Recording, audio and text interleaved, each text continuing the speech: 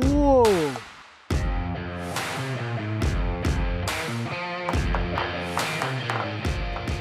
伊里在这里制作的弓箭，一把可以卖到$3000。The wood completely perfect. It's very hard to find. It has to be completely 是 clear. 烤出来的吗？ Steam. 啊， And then I bend it over the mold. This part, yes. Then I glue it together. It's glued from 8 parts. 1, 2, 3, 4, 5.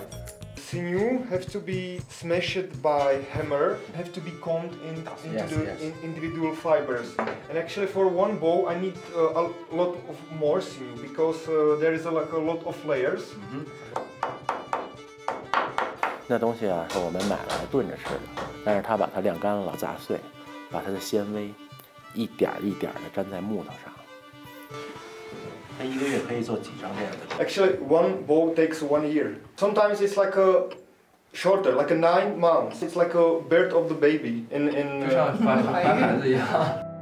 看似简单的材料，但用手工一点点打磨、制作、成型，一把弓凝结着小伙子经年累月的心血。我们就在想，这可能是一特赚钱的事儿，让他来到异国他乡来做这个生意。但实际上一了解，才发现也并不是。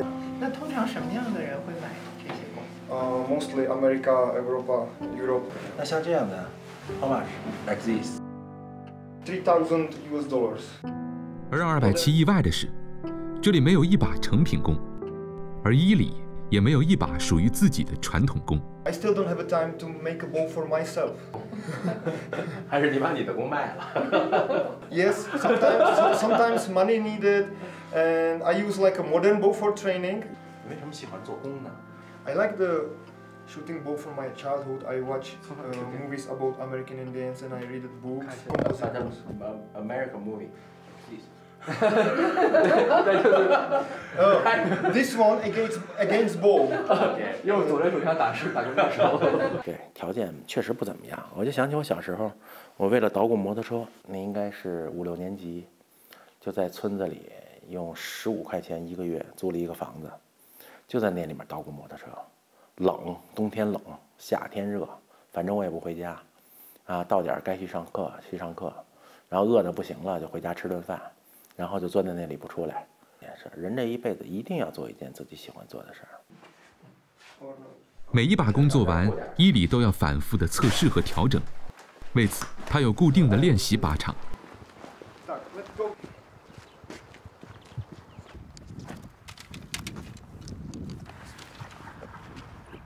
这是几克的箭头？ It's a sport. It's very light. 它是肌肉型的 To 很轻 be faster. So now I will show you archery shooting.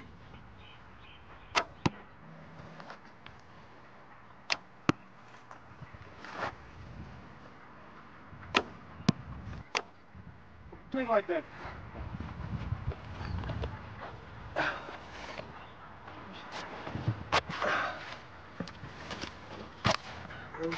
Right there. I tried. Yes. 我把外衣脱了。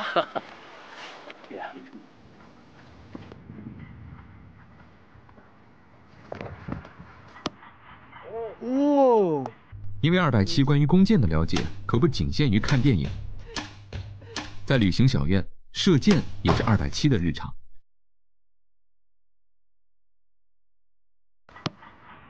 哇！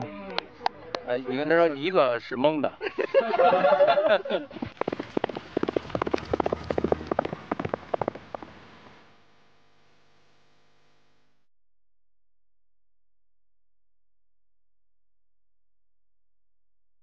伊里他并没有自己的马，他每次练习都需要租马来练习。